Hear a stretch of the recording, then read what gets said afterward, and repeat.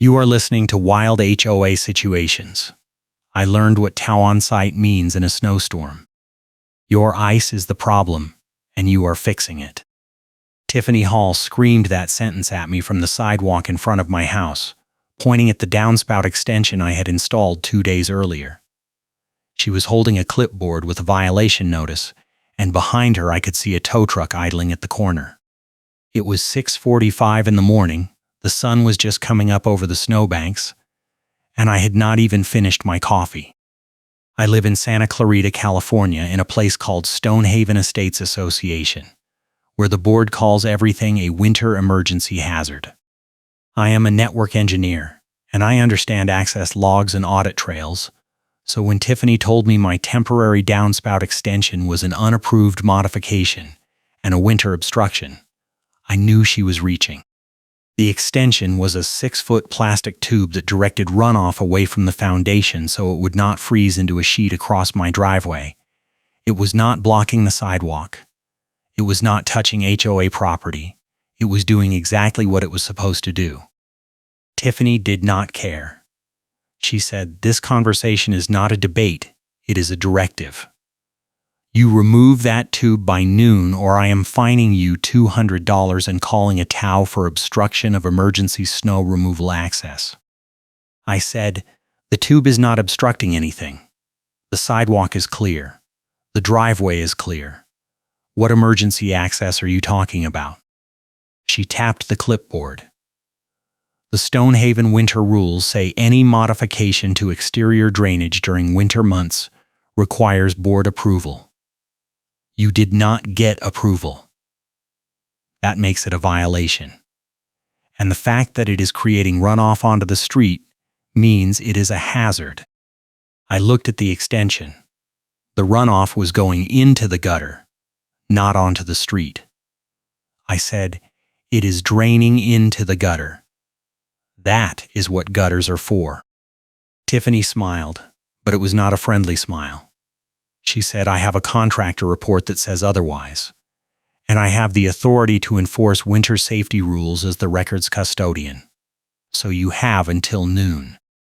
I wanted to argue, but the tow truck was still there, and I had a meeting in an hour. I said, "Fine, I will move it, but I want to see that contractor report." Tiffany said, "You can request records through the proper process. There is a fee." I said, "How much?" She said, $50 per document. Processing takes 10 business days. I stared at her. I said, "You are charging me $50 to see a report that you are using to fine me right now." She said, "That is the policy, and your time is up at noon." She walked back to her car and the tow truck pulled away. I stood there in the snow holding my coffee, and I realized this was not going to be a one-time thing. Tiffany had decided I was a problem, and she was going to make my life difficult until I either gave up or moved. I went inside and called my insurance agent because my homeowner's policy renewal was due in 3 weeks and I could not afford a lapse. The agent said if there was an open HOA complaint on file, the underwriter might flag it. I asked how long a complaint stayed open, and she said it depended on resolution. I told her I would handle it. I work nights, so I sleep during the day, but I could not sleep that morning. I kept thinking about the contractor report. If Tiffany had a real report, I wanted to see it. If she was making it up, I wanted proof. So I sent an email to the HOA management company requesting a copy of any contractor reports related to my property for the past 30 days. I included my address and the date range. I did not mention Tiffany. 3 hours later, I got a reply from the management company. They said all records requests had to go through the records custodian. They gave me Tiffany's email. I sent her the same request. She replied in 10 minutes. She said the fee was $50 per document, payable in advance, and processing would take 10 business days. She did not say how many documents there were.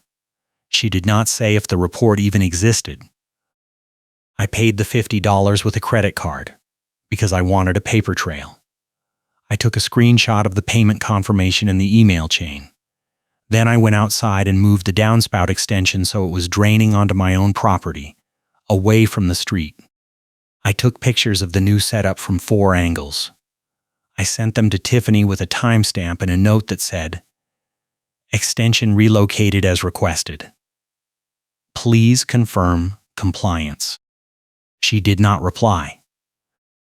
2 days later, I got a notice in the mail. It was a winter obstruction fine for $200, dated the same day as our confrontation. The notice said I had failed to clear the area around my trash bins and that the extension was still creating a hazard. The notice included a grainy photo of my house, and in the photo you could see the extension in the old position, before I moved it. The timestamp on the photo was from the morning of the confrontation, before noon. I called the management company. I got a voicemail. I left a message explaining that I had moved the extension before the deadline and that the fine was based on an outdated photo. I asked them to reverse the charge. They did not call back. I called Tiffany. She answered on the 3rd ring. She said, "What?" I said, "I moved the extension before noon. You fined me anyway." She said, "The fine was issued for the violation that existed at the time of the inspection. You were non-compliant. The fact that you corrected it later does not erase the violation." I said, "You gave me until noon to fix it. I fixed it. You took the photo before noon and fined me after. That is not how deadlines work." She said, "This conversation is not a debate.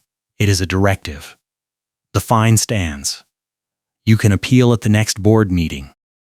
I said, "When is the next board meeting?" She said, 3 weeks.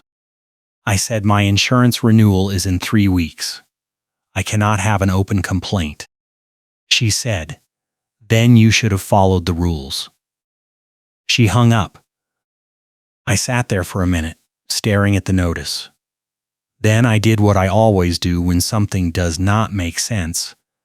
I started building a case. I opened a spreadsheet and logged every interaction with Tiffany.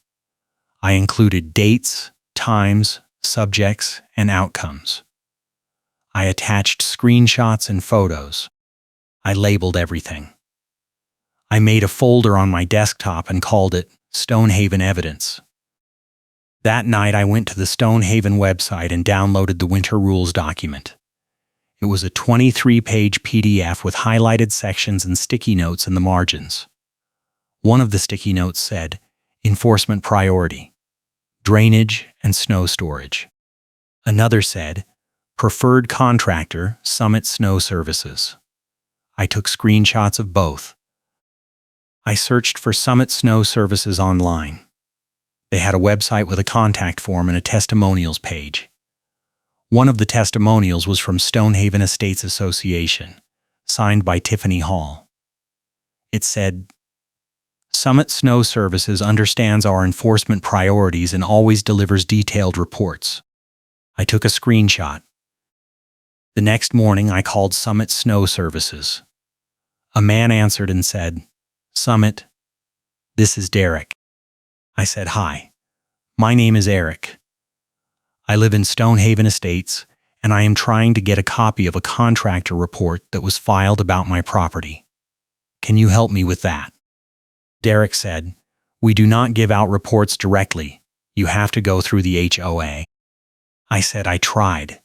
The HOA is charging me $50 and saying it will take 10 days. I am trying to resolve a dispute and I need the report sooner. Is there any way you can just confirm if a report was filed about my address?" Derek paused. He said, "What is your address?" I gave it to him. I heard typing. He said, "Yeah. We have a file. It is from last week. Drainage issue. Right." I said, "That is the one. Can you tell me what it says?" He said, "Hold on." More typing. He said, "It says there was runoff from a downspout extension causing ice buildup on the sidewalk. We recommended removal and regrading. I said, "Did you actually inspect my property?" He said, "I do not know. I just have the report here." It was filed by the client. I said, "The client being Tiffany Hall." He said, "I cannot confirm client names." I said, "But the report was not based on an actual site visit." If this story has you hooked, hit that like button and subscribe so you do not miss what happens when I finally deploy my trump card. Derek said, "Look, man, I do not know. We do reports based on what the HOA tells us. If they say there is a problem, we write it up. That is how it works." I said, "So you are writing reports without inspecting?" He said, "I did not say that. I said I do not know if this one was inspected. I am just customer service." I thanked him and hung up. I logged the call in my spreadsheet. I noted that Summit Snow Services might be filing reports based on Tiffany's word alone, with no actual inspection. I did not have proof yet, but I had a lead. That afternoon, I got an email from Tiffany. The subject line said, "Amenity access suspension." The body said, "Due to outstanding violations and failure to comply with board directives, your access to Stonehaven community amenities is suspended effective immediately. This includes the clubhouse, fitness center, and guest parking passes. Access will be restored upon payment of all fines and fees." I did not use the amenities much, but the suspension was clearly punitive. I replied and said, "I have appealed the fine and I am waiting for the board meeting. Suspending access before the appeal is heard seems premature." She replied, "The suspension is automatic per the bylaws. You can appeal that too." I printed the email and added it to my folder. That night I could not sleep again. I kept thinking about the way Tiffany had smiled when she handed me the notice. I kept thinking about the contractor report that might not be real. I kept thinking about my insurance renewal and how much this was going to cost me if I could not get it resolved. I got up and went to the Stonehaven Community Facebook group. I posted, "Has anyone else had issues with winter violation notices from the HOA? I am trying to understand the process and it seems inconsistent." Within an hour, I had 12 comments. Most of them were people saying they had gotten notices for things like snow pile placement, shoveling delays, and driveway stains from salt. One person said Tiffany had fined them 3 times in 1 month. Another said they had requested records and been charged $200 for 4 pages. One comment stood out. It was from a woman named Lisa. She said, "I used to be on the board. Tiffany has a deal with Summit Snow Services. They get paid per report, so she files a lot of reports. If you want to fight this, you need to get the minutes from the board meetings. The county clerk has copies and they are public record." I messaged Lisa and asked if she could tell me more. She said, "Tiffany took over as records custodian 2 years ago and immediately started charging for everything. She also started pushing vendors who give her kickbacks. Summit is one of them. If you can prove vendor collusion, the management company will drop her." I asked how I could prove it. She said, "Get the invoices. The HOA has to keep financial records, and those are public in California. The county clerk can help you." The next morning, I drove to the county clerk's office. I waited in line for 20 minutes. When I got to the counter, I said, "I need copies of HOA board meeting minutes and financial records for Stonehaven Estates Association." The clerk said, "We have the minutes on file. Financial records you will have to request from the HOA directly, but if they refuse, you can file a petition. What time frame do you need?" I said, "Last 2 years." She said, "That is a lot of pages. It will be 50 cents per page." I said, "That is fine." She printed the minutes. There were 347 pages. I paid $173.50. I took the stack to my car and started reading. The minutes were dense and full of procedural language, but I found what I was looking for. In a meeting from 14 months ago, the board had voted to approve Summit Snow Services as a preferred vendor. The motion was introduced by Tiffany. The vote was 4-1, with one abstention. The minutes said, Board Member Hall stated that Summit provides fast turnaround and detailed reporting, which is necessary for enforcement. No other vendors were considered. In the financial summary attached to the minutes, Summit Snow Services had been paid $6,000 in the first 6 months after approval. The invoices were listed as inspection and reporting services. Each invoice was for $250, and there were 24 of them. That meant Summit was filing 2 reports per month on average, and each report was costing the HOA $250. I kept reading. In a meeting from 8 months ago, a homeowner had challenged a snow violation and requested the contractor report. The minutes said, Board Member Hall explained that records requests are subject to a processing fee per the bylaws. The homeowner was charged $50. The motion to waive the fee failed, 3-2. I took pictures of every page with my phone. I uploaded them to a cloud folder. I labeled them by date and topic. Then I drove home and added notes to my spreadsheet. That evening, I got a text from an unknown number. It said, "This is Derek from Summit. I looked into your report. It was filed by the client without an inspection. Thought you should know. Do not tell anyone I told you." I screenshot the text and added it to my folder. I replied, "Thank you. I will not mention your name." He did not respond. I now had 3 pieces of evidence. 1. Tiffany had pushed Summit Snow Services as a preferred vendor without considering alternatives. 2. Summit was being paid $250 per report, and they were filing reports at a high rate. 3. At least one report, mine, had been filed without an actual inspection. I let her say my name loud, because later I wanted it on the recording. The next morning I went outside to check my driveway. Someone had pulled out the snow stakes I had placed along the edge of the driveway to mark the boundary during plowing. The stakes were lying in the snow, and there were boot prints in the fresh snow leading from the street to my driveway and back. I took pictures of the prints and the pulled stakes. I checked the doorbell camera footage. The timestamp was 3:47 a.m. The figure in the footage was wearing a pink coat and a blue knit beanie. It was Tiffany. In the footage, she walked up my driveway, yanked out each stake, dropped them, and walked back to her car. The whole thing took 90 seconds. The camera caught her face when she turned toward the street. I saved the clip and uploaded it to the cloud folder. I called the non-emergency police line. I said, "Someone trespassed on my property last night and vandalized my snow stakes. I have video evidence." The dispatcher said, "Did they damage anything valuable?" I said, "The stakes are maybe $40 total, but they trespassed and the video is clear."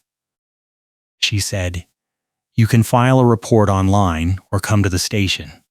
An officer might follow up if there is time." I filed the report online. I attached the video. I got a case number. Then I called a lawyer. I found one who specialized in HOA disputes. Her name was Angela. I explained the situation, the fake contractor report, the vendor collusion, the sabotage, the retaliation.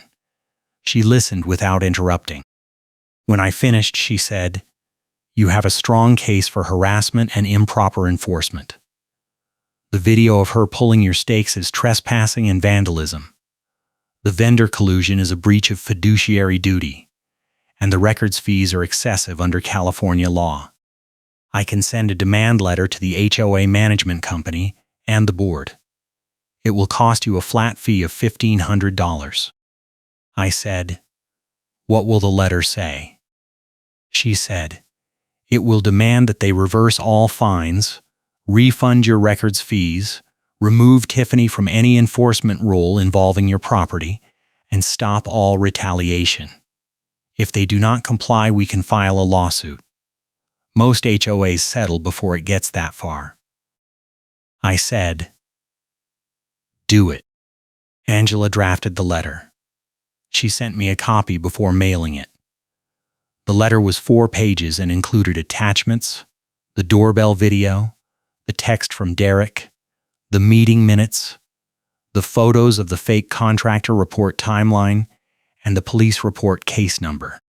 The letter said the HOA had 7 days to respond. I mailed the letter myself, certified mail, so I would have proof of delivery. Then I waited. 3 days later, I got a call from the management company. The property manager, a man named Craig, said, "We received your attorney's letter. We are reviewing the allegations. I want to schedule a meeting with you and the board to discuss resolution." I said, "Is Tiffany going to be there?"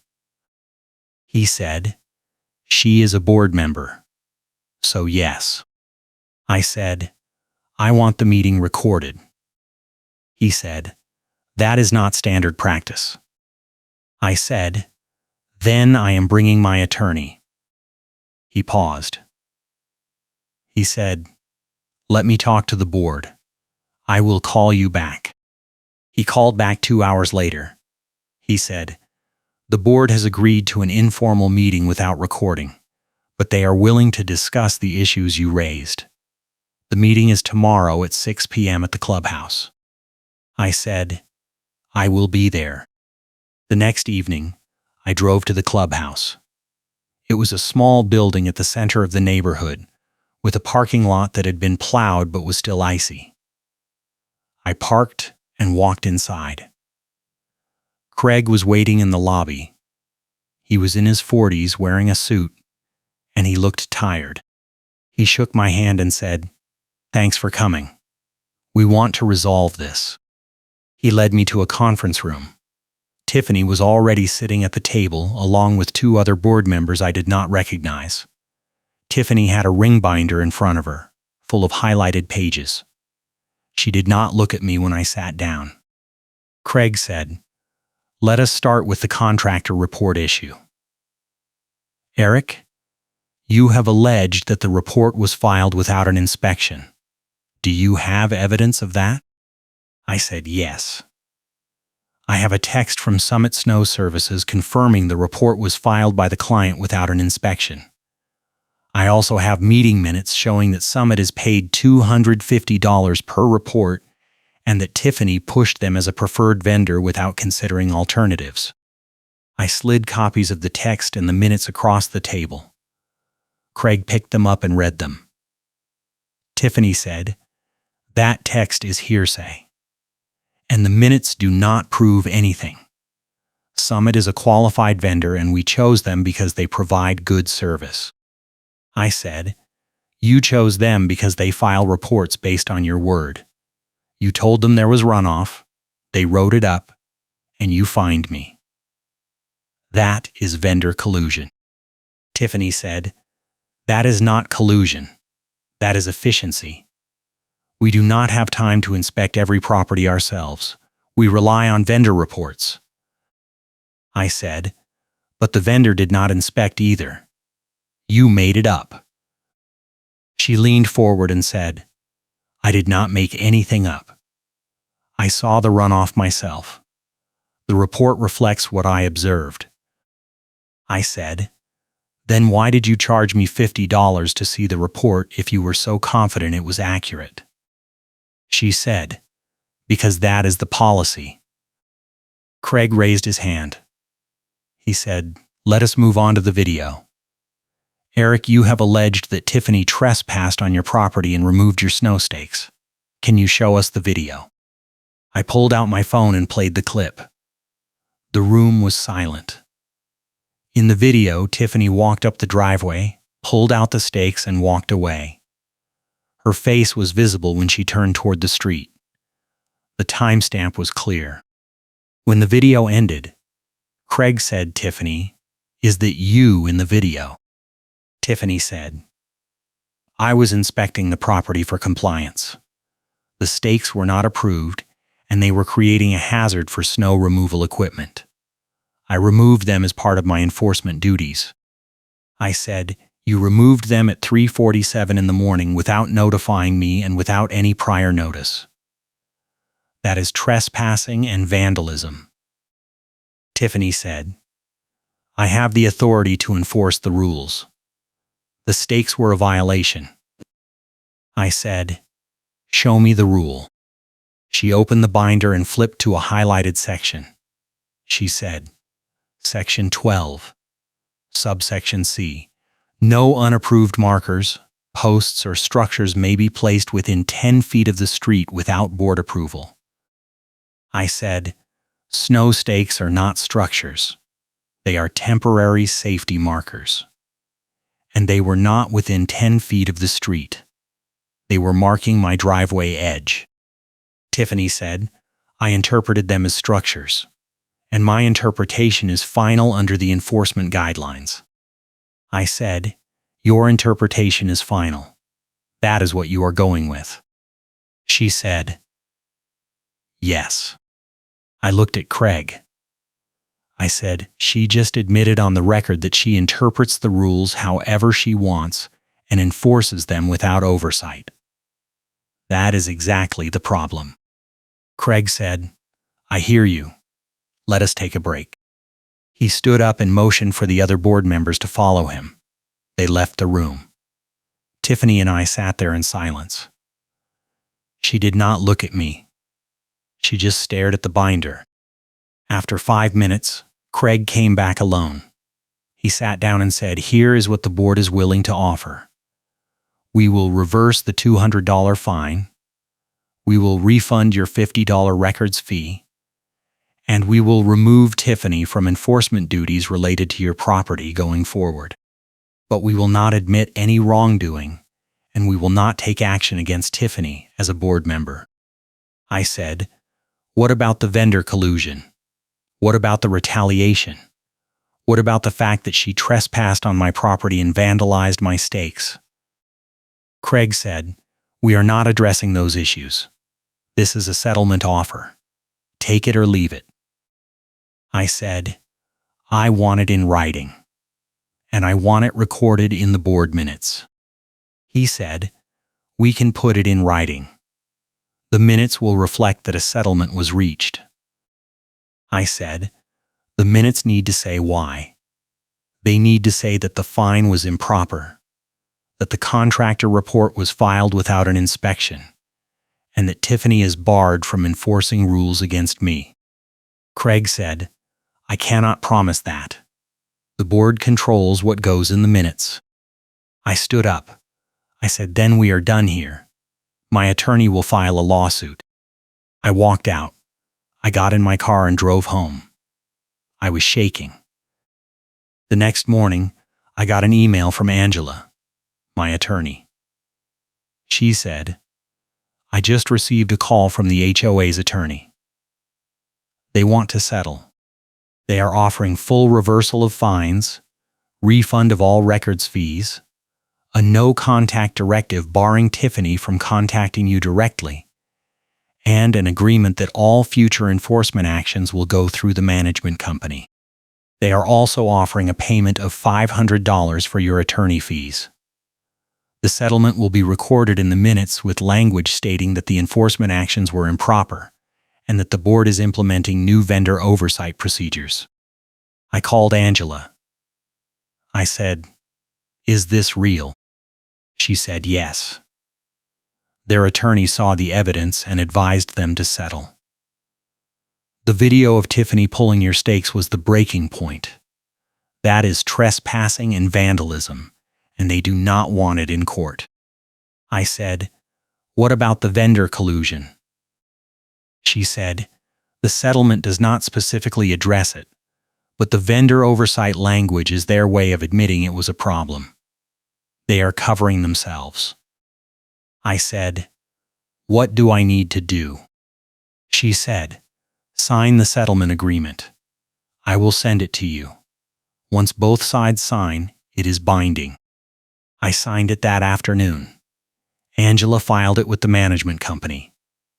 3 days later, I got a check for $250, the fine refund and the records fee refund. The $500 for attorney fees went directly to Angela. 2 weeks later, I got the board meeting minutes in the mail. They were from the meeting where the settlement was approved. The minutes said, the board voted to reverse enforcement actions taken against Eric Thompson due to procedural errors in contractor reporting and insufficient oversight of vendor relationships. Board member Hall is directed to cease all direct contact with Mr. Thompson, and all future enforcement actions will be managed by the property management company. The board is implementing new procedures for vendor report verification. A refund of fees that hits the ledger like a slap. That was exactly what it felt like when I saw the line item in the minutes, refund to Eric Thompson, $250. It was right there in black and white, a public record of the board admitting they were wrong. The funny part came 3 days later. I got an email from Craig, the property manager. He said, "We have received a complaint from another homeowner about winter enforcement. The homeowner recorded a conversation with Tiffany in which she threatened to place a lien on their property for unpaid fines. The recording includes Tiffany saying, 'I can make this a lien conversation in one email. We are investigating and will take appropriate action.'" Karen repeats a threat and everyone hears it on the recording. Tiffany had used the same line on me, but I had not recorded it. This time, someone else did. The recording was forwarded to the board, and within a week, Tiffany was removed as records custodian. The minutes record the reversal and the reason. The new custodian sent an email to all homeowners saying that records requests would now be processed within 5 business days at no charge for the first 10 pages. Karen is ordered to stop contacting the narrator directly. That was already in my settlement, but after the recording, the board extended the no-contact directive to include all homeowners. Tiffany was no longer allowed to handle enforcement directly.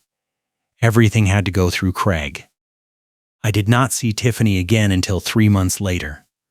I was shoveling my driveway after a small snowfall, and I saw her walking her dog on the other side of the street. She did not look at me. I went back to shoveling. A few weeks after that, I got a notice from the management company. It said that Summit Snow Services was no longer a preferred vendor, and that the board was soliciting bids from multiple contractors for winter services. I smiled when I read that. My insurance renewal went through without any issues. The underwriter never saw a complaint because the settlement had closed it. I still live in Stonehaven Estates. The new records custodian is fair and responsive. Craig handles enforcement now, and he is reasonable.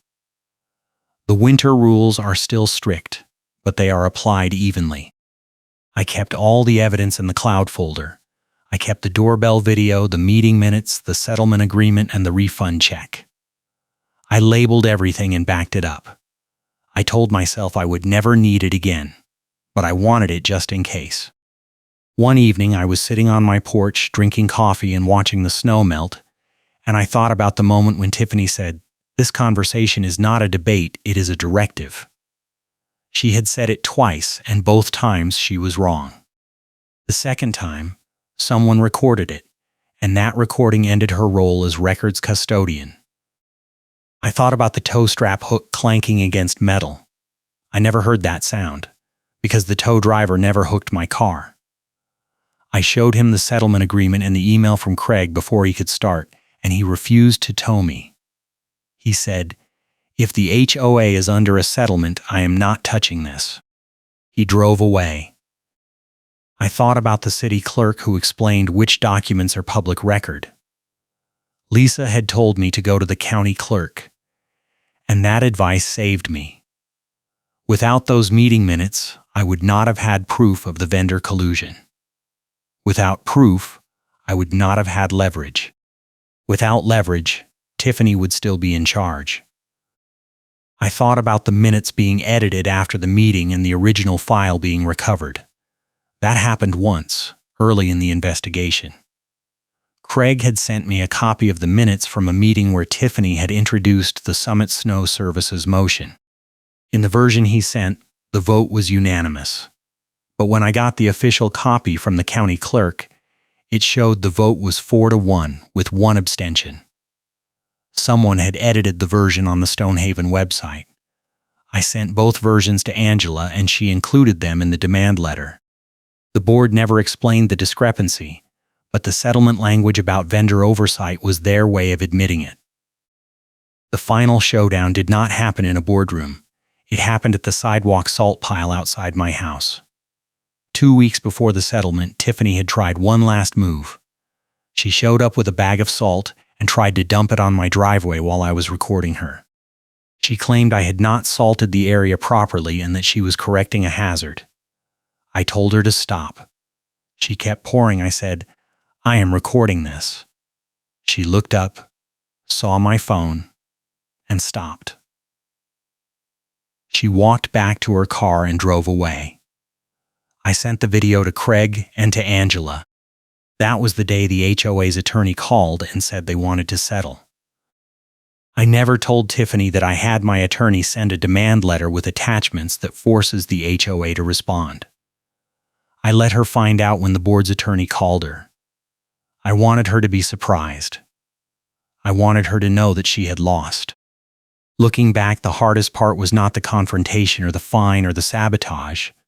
The hardest part was the waiting.